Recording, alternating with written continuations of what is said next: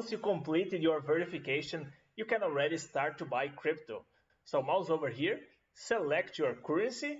For euro, we have bank deposit, credit or debit card, cash balance, bank transfer, and P2P trading, which is my favorite. I love P2P because there are no fees, and usually it is the cheapest way to buy crypto. To set up your P2P account, I already made a complete tutorial. It will show up by the end of this video.